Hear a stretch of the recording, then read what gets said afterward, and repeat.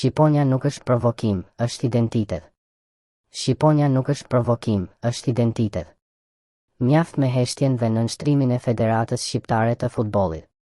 Armando Duka duhet të largohet. Në çdo ndeshje, në çdo arenë ndërkombëtare, shqiptarët nuk festojnë urrejtje, ata festojnë identitetin e tyre. Një simbol, dy duar, një shqiponjë që përfaqëson historinë, sakrificën dhe krenarinë e një kombi që ka mbijetuar ndër shekuj.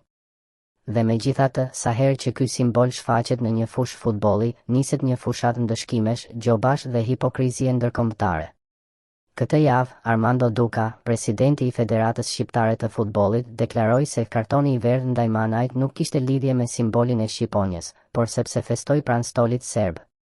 Një justifikim i neveritshëm dhe poshtërues që nuk i shërben as të vërtetës dhe as dinjitetit të kombit që ai përfaqëson. Sepse e dim të gjithë, ky nuk është një rast i izoluar. Është një model sistematik i trajtimit të shqiptarëve si problematik sa herë që tregojnë simbolet e tyre kombëtare. Rastet që dëshmojnë diskriminimin sistematik ndaj shqiptarëve në sport.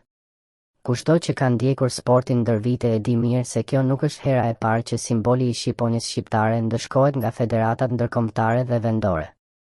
Le t'i kujtojmë disa prej tyre. Granit Xhaka dhe Xherdan Shaqiri, gjatë Kupës së Botës 2018, në ndeshjen Zvicër-Serbi, dy futbollistët me origjinë shqiptare festuan golat e tyre duke bërë Shqiponjën me duar. FIFA i dënoi për sjellje provokuese politike. Ironikisht, ata nuk than asnjë fjalë urrejtjeje, asnjë fyerje, vetëm bën simbolin e kombit të tyre të origjinës. Anila Mahala, një vajzë shqiptare që ndiqte ndeshjen Zvicër-Serbi nga tribuna, u nxor me forcë nga stadiumi vetëm sepse bëri Shqiponjën me duar. Asnjë koment nxitës, asnjë flamur, vetëm një gjest që për çdo shqiptar është shenjë dashurie për vendin e vet.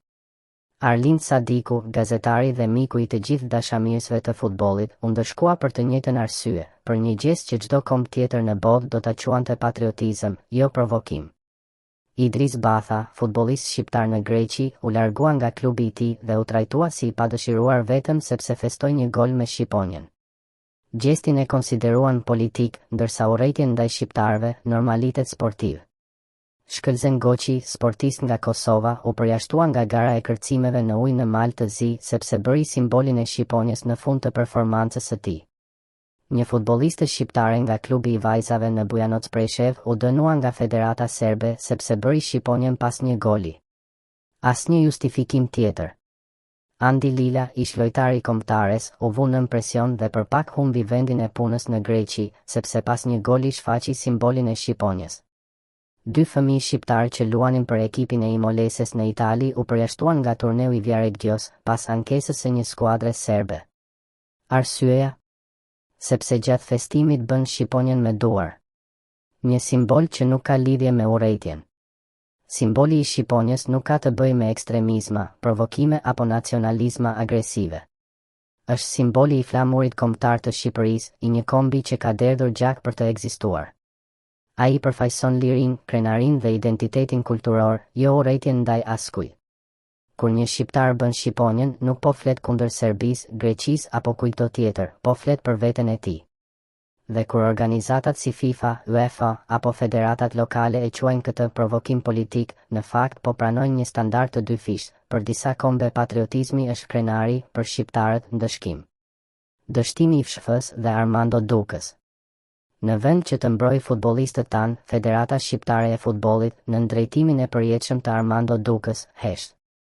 Në vend që të ngrejë zërin në FIFA, UEFA dhe çdo forum ndërkombëtar, duke gjenë justifikime, si në rastin e fundit me Manajn, ku fajin ja hodhi pozicionit pranë stolit serb. Por problemi nuk është pozicioni, është që simboli ynë kombëtar ndëshkohet sistematikisht dhe FSHF nuk bën asgjë. Në çdo vend normal, një president federate që nuk mbron lojtarët e vet, që justifikon padrejtësitë ndaj tyre, do të ishte larguar menjëherë. Kërkesa për drejtësi dhe respekt.